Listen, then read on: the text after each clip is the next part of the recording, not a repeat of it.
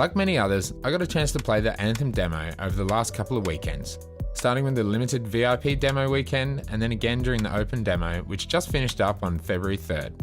After playing the game for about 6 to 8 hours, I've gotten more of a concrete idea of what Anthem actually is, how it plays, and what to expect when the game releases on February 22nd. And I want to share my thoughts on BioWare's latest title in anticipation of the final release. So, what was good about the Anthem demo? Like everyone else who's played Anthem so far has stated, the traversal in this game is second to none. The feeling you get when you activate your thrusters and begin flight is remarkable, and controlling your javelin is a ton of fun, well, at least it was on console. Being able to fly, hover, sprint, double or triple jump and dash gives the player a huge range of motion in and out of combat, and forces the player to strategically enter battle not only on the ground but also in the air above your enemies. And each javelin has its own unique combat abilities and strengths in battle, which when playing with a full squad will allow players to further deepen the way they approach combat and support each other in firefights. I actually really enjoyed the shooting mechanics in Anthem as well, but the combat is not just limited to firing off one of the several weapon types on offer.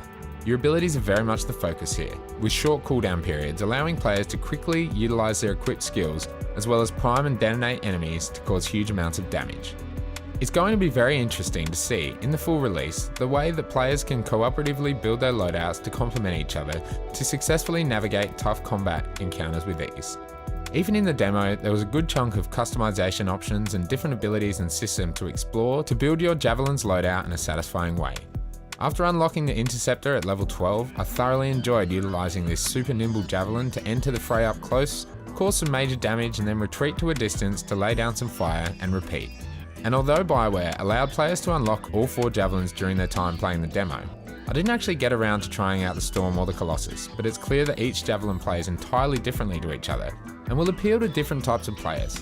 I think the Storm will be the most popular Javelin on release, but the up close and personal Interceptor will be my main, at least when I first jump in. The weapon choice is pretty good here too. As a huge fan of Mass Effect, I can see the influence of BioWare's previous third-person shooter series shining through into Anthem.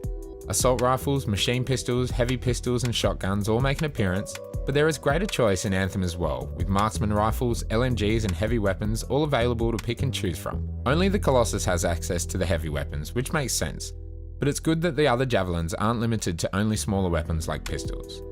Another positive in my opinion is the sound design of the weapons. Different weapon classes all have different soundscapes, and give you a sense of punch and impact when firing. Although similarly to Mass Effect, I feel the machine pistols are at the bottom of this category. But overall, and not just the weaponry, the sound design of the game is gorgeous. The noise when initiating that flight, or when your jets are about to overheat, gives you audible cues, and BioWare have done a brilliant job as usual with their audio design, music included. There appears to be a decent selection of enemy types to take on during your adventuring in the world of Anthem 2. Different factions like the Scar and the Dominion have a selection of grunts at their disposal, as well as tougher and more formidable foes equipped with shields and abilities of their own. There's an array of dangerous wildlife and your typical scorpions and the like, but the biggest and toughest enemies seen in the demo, besides the boss in the Tyrant Mine, has to be the Ash Titans. These huge enemies are relentless and let off waves of fire as well as devastating range attacks, and require your squad of Javelins to work together to weaken their armour while simultaneously evading their attacks. It is to be seen in the full game how many other enemy types we see, but the demo has given us a good taste of what's to come. Possibly controversially, I actually think the story here looks like it has some substance. One caveat is this is only a very tiny slice of the entire game. But when I did return to Fort Tarsus to progress the story, I actually felt attached to the characters I was introduced to throughout the demo, especially Matthias.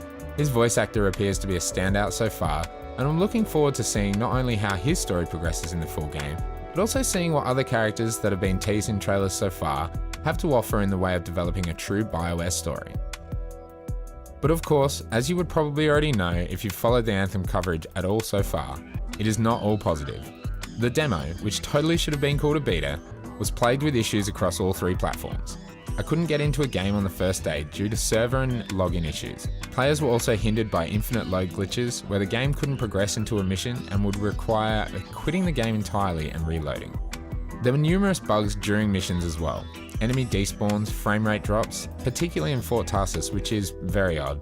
Entire dropouts to the main menu during the Tyrant Mine stronghold, which happened to me about 4 times. And an issue I had which I'm not sure others experienced, whereby if my Javelin was frozen, when trying to unfreeze, I would repeatedly glitch out and bounce, unable to resolve the frozen status effect. There was also a cutscene bug which caused the last cutscene in the demo to freeze, forcing players to entirely skip the scene, missing out on important story beats, and it seemed to be pretty widespread as it was occurring to a lot of players. And the fact that loading screens were so prevalent is also a worrying aspect for when the full game drops. I think it's strange that missions are entirely self-contained, and the players can't just end a mission and venture out into the free roam world.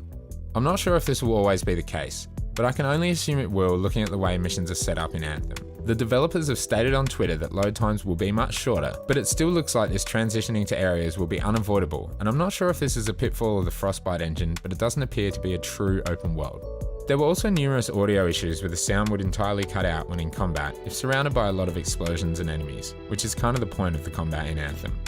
This seems like something the developers can fix for sure, but again, I believe that BioWare should have labelled the demo as a beta in order to quell expectations and theoretically reduce the amount of blowback they have received from the community. Even some of the dialogue seemed a little phoned in at times, and the 2 options at a time for player dialogue didn't, in the small taste allowed in the demo, appear to have much bearing on the way NPCs perceive the player or how the story will unfold due to your decisions. I will be closely watching how the story develops, and I hope there are some significant choices to be made to truly get a BioWare-like experience when Anthem's full story is finally out for the world. As excited as I am for the full release of Anthem, there are of course some concerns leading up to release on February the 22nd. We know there will be an in-game economy with microtransactions, this much is clear, but the developers haven't clearly outlined their plans for monetization as they continue to state that they're iterating on prices on an almost daily basis. This for me isn't going to cause me to refrain entirely from purchasing. I love BioWare and I want to support them, so I'll be buying the game on day one. But I understand why people are hesitant. This is an EA game after all. Thankfully, BioWare have clearly learned from DICE's mistakes, because at least microtransactions will be cosmetic only, unlike the Battlefront 2 debacle. But I just hope BioWare make the in-game economy fairly priced, and don't make the grind for in-game currency too ridiculous in order to push players to buy the premium currency. They have stated they are releasing all ongoing content for free, which I believe is the best strategy to not split the player base, but obviously they need to have an economy in game to pay for continuing development. I personally won't mind paying for new expansions or javelins if this game is of high quality, and if I love the game enough, I'll drop a few dollars on skins or vinyl to support the developers. But this is a bit of a question mark for many players, and I completely understand the reluctance some people have over a day one purchase. Another question mark surrounds the stability of the game on release. Being BioWare's first big outing into the genre of the persistent world and online connectivity, it seems to be a big leap from their single player roots. We can only hope that they are working firstly to resolve the bugs seen in the demo, which was a build from 6 weeks prior, but are also ensuring that they have a team to resolve issues moving forward. I must say, I hugely appreciate the developers going on social media to be transparent about the issues they faced during the demo, and being on hand for players to connect with, and I think it's been a breath of fresh air to get this level of transparency. In comparison, it seemed like when Fallout 76 released, another first online outing for a studio, there was radio silence from Todd Howard and other developers on the game, which after so much media hype leading up to the release, seemed like they just threw it out into the world and ignored the barrage of issues plaguing the game. This is an entirely different story. It looks like the developers at BioWare, specifically Mark Darrah, Mike Gamble and Ben Irving, really want to hear feedback to improve the game and ensure Anthem is an ongoing success, and I hope they continue to do this after launch. One last concern I think for many people is the depth of the endgame. This is a looter shooter and a persistent world, so the endgame will be something that will need to keep players interested so they keep playing this game day in, day out, month after month. So far, we have seen a roadmap of monthly content drops, and developers have laid out plans for the endgame, something like 3 strongholds, legendary contracts and open world exploration. But people want more. Again, this is BioWare's first foray into the genre, and let's not forget that when Destiny first dropped, its endgame was really quite inadequate. But over time, these things will be improved, and hopefully the developers have plenty to supply the player base with to keep people playing. I would hate to see Anthem fall off the radar only a month or so after release, especially with the Division 2 set to release in March, so it's going to be integral for BioWare to keep pushing out new content for players to consume, and hopefully expansions and extra story will be down the road as well. So yes, this is a huge jump for BioWare from single-player narrative games into a persistent world with ongoing content and online connectivity, but I really hope Anthem is a success. I would hate to see one of the most beloved developers be brought down by this, especially with EA looming over them with a past filled with studio closures and game cancellations. There have been issues in the demo, and there are question marks over endgame and story content alike, but I for one will be picking this game up day one. I want to experience BioWare's newest world, 5 years in the making, I want to see how the developers navigate the in-game economy, the grind, and the release of ongoing content, and I would love to see Anthem succeed and be a world I want to stay in. I was disappointed by both Destiny and The Division at launch, and I never returned to these games once they were improved upon, but I know many people did and they are much beloved now. I hope BioWare's introduction to the looter shooter genre can keep people in their world, partly because if this game is a failure, EA will probably have no issue closing down this studio.